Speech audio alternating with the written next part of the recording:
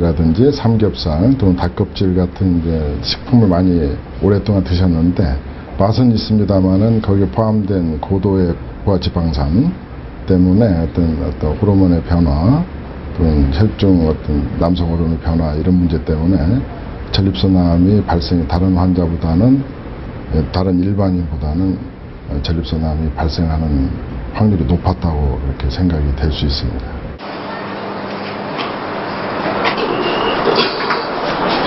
과거 역도 선수 출신으로 건강 하나만큼은 자부했던 송영성 씨. 하지만 지난 5월 대장암이라는 충격적인 진단이 내려졌다. 젊은 시절 근육질의 몸매를 뽐내던 송영성 씨. 하지만 운동을 그만둔 뒤에도 고기를 즐기던 식습관을 계속 유지하면서 체중은 빠르게 늘었다.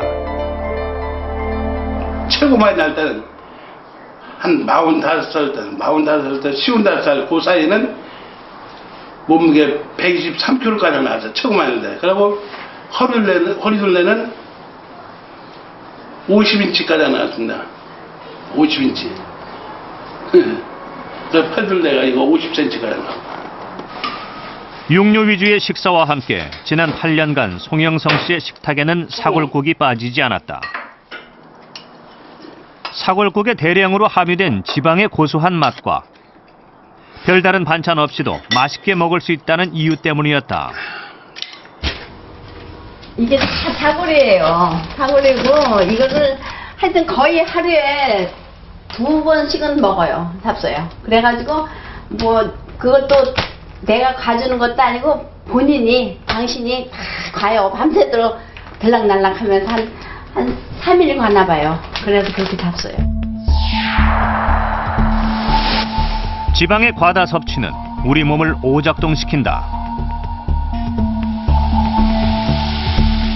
지방을 분해하기 위해 담낭은 담즙을 과다 분비하고 대장까지 흘러가게 된다. 이렇게 흘러간 담즙이 대장벽을 자극해 암이 발생할 가능성이 높아지는 것이다. 대장의 3분의 1을 절제하는 수술을 받은 송영성 씨는 정기적으로 병원을 찾으며 항암 치료를 받고 있다. 이와 함께 지방이 많이 포함된 식습관을 고치는 것이 송영성 씨의 남은 숙제다. 이제 서구화가 된다는 것이 우리가 그 운동량은 좀 적어지면서 비만할 수 있는 그런 육류 소비나 그런 정크푸드 같은 것들에 대한 노출이 많아지면서 그런 것들이 우리 몸에 이제 영향을 미치는 거죠. 아까도 말씀드렸지만 대장암은 한 가지 원인으로 발생하는 거 아니라 여러 가지가 복합적으로 원인이 돼서 발생하는 건데 그 중에 큰 원인 중에 하나가 이제 그 식생활 습관이 될 수가 있겠습니다. 우리가 흔히 먹게 되는 대표적인 지방에 대해서 알아보겠습니다. 그 첫 번째는 포화지방산인데요. 이 지방산은 쇠고기나 돼지고기, 그리고 닭고기와 버터 등 동물성 식품에 많이 함유되어 있습니다. 하지만 콜레스테롤 수치를 높이고 체지방을 증가시키므로 가급적 섭취를 줄이는 것이 좋겠죠. 자, 그 다음은 불포화 지방산인데요. 우리 몸에 꼭 필요하지만 체내에서 만들어지지 않기 때문에 음식으로 공급받아야 하는 필수 지방산입니다. 올리브유와 같은 대부분의 식물성 지방과 등푸른 생선의 기름, 그리고 견과류에 많이 들어있는데요. 이 혈관 질환에 탁월한 효과를 가지는 것으로 밝혀져서 건강식품으로 각광받고 있습니다. 자, 마지막으로 트랜스 지방입니다. 이것은 식물성 기름을 가공해서 만든 인공지방인데요. 대표적인 식품에는 마가린과 쇼트닝, 그리고 이를 원료로 해서 만드는 각종 가공식품들이 속해 있지만 폐해가 많기 때문에 퇴출 대상 식품 1호로 지목되고 있습니다. 그렇다면 어떤 지방을 얼마만큼 먹느냐에 따라서 우리 몸엔 어떠한 변화가 있는 것일까요?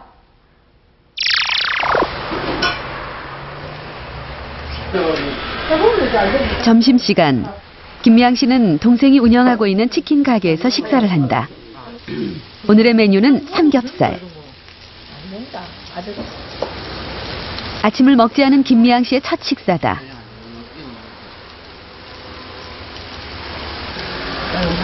첫 끼니로 삼겹살을 먹는 것은 김미양 씨가 오래도록 유지해온 식습관 중 하나다. 한 3일에 한 번 정도는 먹는다고 해야 되나? 한 3일에 한 번 정도. 먹으면 한 보자. 많이 먹으면 좋아합니다. 몇 인분 드세요? 요즘은 그래도 그냥 조금 조심한다고 해가지고 혼자 먹으면 한 3인분이에요. 예전에는 한 5인분씩 이렇게 먹었었어요. 부모님과 동생이 운영하는 가게 옆에서 붕어빵 장사를 하고 있는 김미양 씨.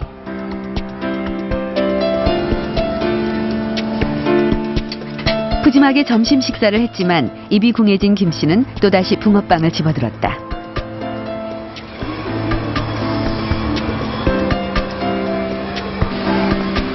동생 가게에 들러 매일 치킨 서너 조각을 주전부리 삼아 챙겨 먹는다.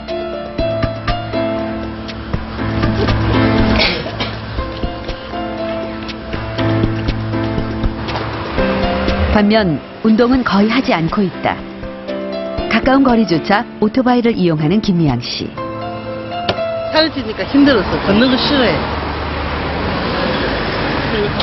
예. 웬만한 그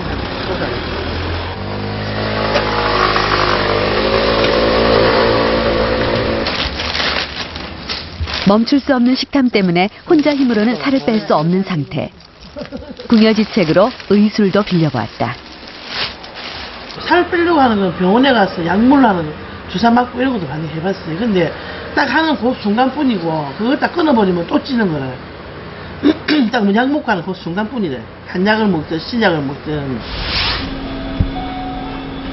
체중이 걷잡을 수 없이 늘어나면서 성인병도 하나둘씩 나타나기 시작했다. 결국 김미양 씨는 체중을 줄이기 위해 위밴드 수술이라는 마지막 선택을 하게 됐다. 좀 아시고 계시나요? 인터넷으로 많이 봤거든요. 네. 이 식도 아래 위의 최상부에 조절이 가능한 의료용 밴드를 설치해서요. 소량의 식사를 하고도 포만감을 유도해서 적게 먹고도 배고픔을 느끼지 않게 해주는 수술이다. 즉 식사 조절을 좀 더 쉽게 도와주는 수술법이다. 이렇게 보시면 되겠습니다. 수술은 성공적이었다. 하지만 많은 문제점이 발견됐다. 지금 이렇게 보이는 누런 게 이제 복강내 지방인데요. 상당히 정상보다는 많은 지방량을 보이고 있습니다. 네. 이쪽에 보면 간도 원래 건강한 간은 표면이 매끈하고 끝이 아주 샤프해야 되거든요. 근데 지금 이렇게 보면 끝이 아주 둥글둥글한 전형적인 지방간이 심할 때의 모습을 보이고 있습니다. 김미양 씨의 복강에 있던 지방을 채취해 분석해보기로 했다. 어떤 성분으로 구성되어 있는지 공인분석기관에 검사를 의뢰했다.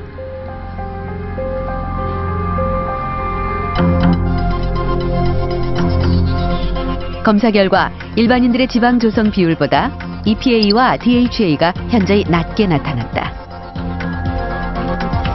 또한 트랜스지방도 0.3% 검출됐다. 포화지방산과 불포화지방산 함량에 있어서는 특이한 점이 있었으나 EPA와 DHA처럼 오메가3 지방산은 일반적인 사람보다도 한 20% 적은 걸 알 수가 있었고, 또 트랜스 지방산이 0.3% 정도 나온 점이 특이하였습니다. 트랜스지방이란 식물성 지방을 고체로 단단하게 만드는 과정에서 만들어지는데 대표적인 것이 마가린과 쇼트닝이다. 원래 식물성 기름의 불포화 지방산은 동물성 기름의 포화 지방산과 달리 구부러진 형태라서 변형이 매우 잘 된다. 그러나 이 불포화 지방산에 수소가 들어가면 직선 모양으로 변하면서 유동성이 사라진다. 이것이 트랜스지방이다.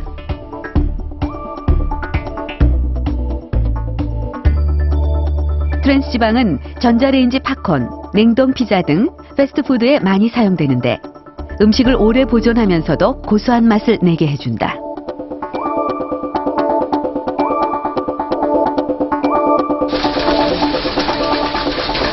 특히 트랜스지방을 사용해 과자를 만들면